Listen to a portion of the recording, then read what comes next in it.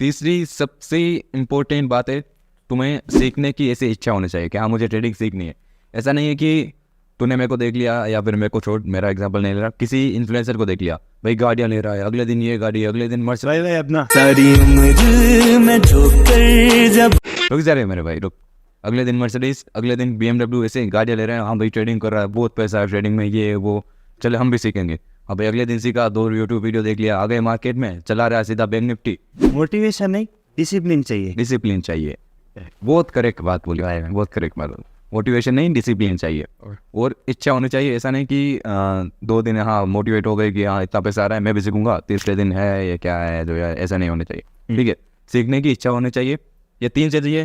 पहला है सीखने की इच्छा होनी चाहिए, दूसरा है उतना ही कैपिटल ला जितना तू लॉस कर सकता है, बिल्कुल। तीसरा है इनकम सोर्स, कोई भी एक फिक्स इनकम सोर्स होना चाहिए। अगर तीसरा पॉइंट नहीं है ना तो भाई छोड़ दे, साइड इनकम होनी जरूरी। साइड इनकम होनी जरूरी है। अगर वो नहीं हो तो भाई आप भी छोड़ दो, वीडियो भी मत देखो। अगर साइड इनकम नहीं है तो पहले साइड इनकम पे काम पहले साइड इनकम पे काम करो, कुछ भी करो, ऑनलाइन काम करो, ऑफलाइन काम करो, कोई भी बिजनेस स्टार्ट करो, कुछ भी करो, पहले ऑफलाइन इनकम स्टार्ट करो, साइड इनकम स्टार्ट करो, फिर ही ट्रेडिंग की दुनिया में आओ, अदरवाइज मत आना। मेरी एक जनरल शॉप है, किराने की शॉप है, मैं ट्रेडिंग में अगर बर्बाद भी हो जाऊँ ना तो मैं खा लूँगा, रोटी तो खा लूँगा, ऐसा नहीं है कि मैं मर जाऊँगा, ऐसा नहीं है। इसलिए मैं ट्रेडिंग में आया, और ना लोन लेके, ना लोन लेके। सबसे बेस्ट बात है, ऐसे नहीं कि घर में कुछ चीज़ पड़ी है इस पे लोन ले लिया, या कुछ ज़मीन पे लोन ले लिया। लोन नहीं लेना है, लोन लेके ट्रेडिंग करोगे तो फिर वो टेंशन रहेगी। स्टूडेंट्स तो फिर ट्यूशन की फीस, एग्जामिनेशन हाँ, फीस मुझे इंस्टाग्राम पे आधे से ज़्यादा DMs आते हैं, भाई ट्रेडिंग की मेरे पापा से 1 लाख रुपए लिए थे, जो कि 0 हीरो में मैंने उड़ा दिए, अब 1 लाख रुपए वो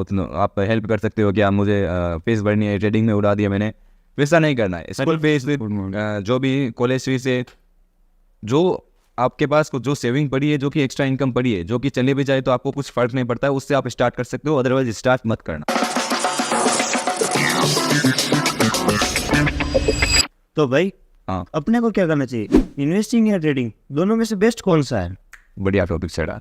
अब देख, इन्वेस्टिंग और ट्रेडिंग दोनों बताऊंगा, दोनों ही बेस्ट है, दोनों बेस्ट है। बट एक चीज़ ध्यान रख, इन्वेस्टिंग बहुत रिस्क बहुत कम होता है, प्रॉफिट दोनों में बहुत खूब है, भर भर के। अब जैसे आज तू 1 लाख इन्वेस्ट कर रहा है, और 10 साल बाद में वो लगभग 3-4 लाख से कन्वर्ट हो जाएंगे। देख, अपना प्रॉब्लम है कैपिटल पर, अपना प्रॉब्लम परसेंटेज पे नहीं है कि तू कितना % प्रॉफिट निकाल रहा है, अपना प्रॉब्लम है कैपिटल का। 1 करोड़ कैपिटल का 10% 10 लाख होता है, ठीक है। अब मान ले 1 साल में भी 10% का रिटर्न दे रही है कोई शेयर, तो वो 10 लाख रुपए आएंगे। वो होता है इन्वेस्टिंग का पावर, ठीक है। अब जैसे समझाता हूँ मैं, इन्वेस्टिंग में लो रिस्क है, पैसा बहुत है। ट्रेडिंग में हाई रिस्क है, पैसा बहुत है, भर भर के। बट दिक्कत ये है कि लोगों में पेशेंस नहीं रहता है। इन्वेस्टिंग में पैसा बनता है बट धीरे धीरे, लोगों को चाहिए इंट्राडे, कि आज ये पैसा डाला, आज डबल हो गया, 4 दिन बाद में ट्रिपल हो गया। डिपेंडिंग ऑन पीपल्स चॉइस और इंटरेस्ट, वो आपका, हाँ आपकी चॉइस आती है। अब देख, इन्वेस्टिंग मैं खुद सजेस्ट कर रहा हूँ, इन्वेस्टिंग करो, बहुत अच्छी है, बट मुझे पसंद ही नहीं है। मैं इन्वेस्टिंग करता हूँ but as a part time, ऐसा नहीं कि इन्वेस्टिंग में पूरा दिन खोया हुआ रहता हूँ। इन्वेस्टिंग के फ़ायदे बताता हूँ। पहली चीज़ है रिस्क बहुत कम है, दूसरी चीज़ है एक पार्ट टाइम में ट्रेडिंग में 9:15 से 3:30 तक पूरा टाइम देना होता है, बट इन्वेस्टिंग में उतना टाइम देने की ज़रूरत नहीं है, एक पार्ट टाइम है। और तीसरी खूब पैसा है, लो रिस्क है, और पार्ट टाइम, ऐसा दोनों में खूब है, दोनों में खूब पैसा है, ठीक है। ये 3 बेनिफिट है इन्वेस्टिंग के।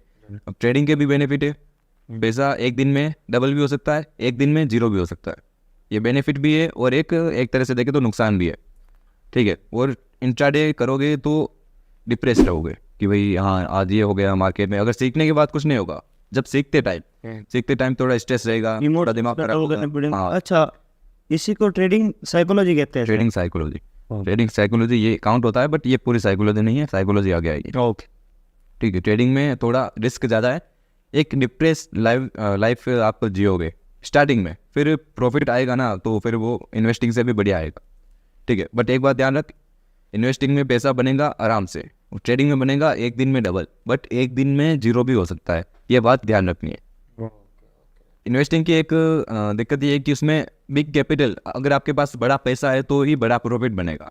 ऐसा नहीं कि 1 लाख का इन्वेस्टमेंट कर दिया, अब वो 5-10 साल आप देख रहे हो कि 1 लाख का ज़्यादा से ज़्यादा कितना होगा, 3 गुना 4 गुना, 1 लाख का 4 लाख। बट अगर 1 करोड़ इन्वेस्टमेंट करते हो तो 5 साल बाद में 3 करोड़ 4 करोड़, बड़ा कैपिटल बड़ा प्रॉफिट। बट ट्रेडिंग का एक बेनिफिट ये है कि छोटे कैपिटल से भी बड़ा प्रॉफिट ले सकते हो। एक ही दिन में 10,000 का 1 लाख भी बना सकते हो, एक ही दिन में 10,000 का 0 रुपये भी हो सकता है। ये बात ध्यान में रखनी चाहिए। ऐसा नहीं कि 10,000 से 1 लाख बना सकते हैं, ट्रेडिंग करेंगे 0 भी हो सकता है। इन्वेस्टिंग में मैं तुझे एक कंपाउंडिंग की पावर दिखाता हूँ। SIP का नाम सुना है?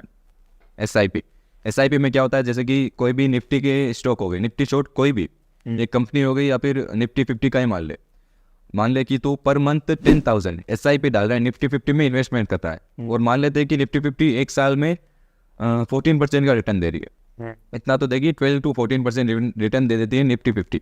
ओके। अब तू 10,000 पर मंथ डाल रहा है, अब तू ऐसा लगातार 40 साल तक करता जाता है।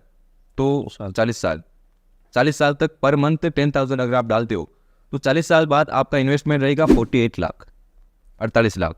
10,000 पर मंथ 40 साल के लिए 48 लाख। बट अगर हम ऐसे इसे हम बोलते हैं कंपाउंडिंग, अगर पर ईयर का 14% उसमें इंक्रीमेंट काउंट करें ना, तो 40 साल बाद आपके पास रहेगा 22 करोड़ 65 लाख रुपए।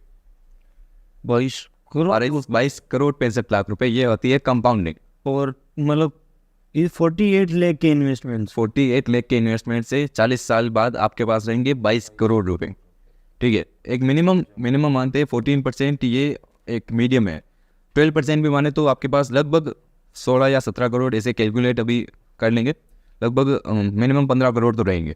48 लाख के इन्वेस्टमेंट पे 40 साल बाद 15 करोड़। ये होता है SIP कंपाउंडिंग की पावर।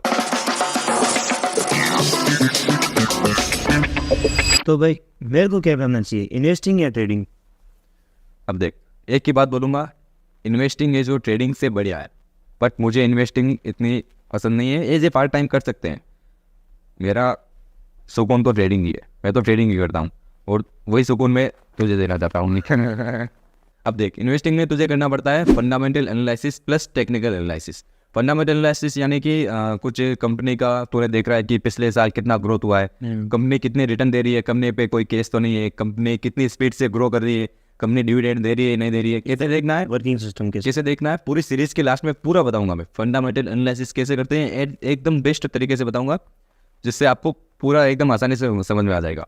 इन्वेस्टिंग में फंडामेंटल एंड टेक्निकल दोनों लगते हैं। चार्ट को रीड करना होता है टेक्निकल, ट्रेडिंग में होता है ओनली टेक्निकल। टेक्निकल क्या होता है कि प्राइस को रीड करना, चार्ट पे जो कैंडल्स चलती है ना, कभी देखा होगा ट्रेडिंग करना, बार्स होती है, कैंडल्स चलती है, उनको रीड करना होता है अपना टेक्निकल एनालिसिस। अब टेक्निकल एनालिसिस कैसे करते हैं?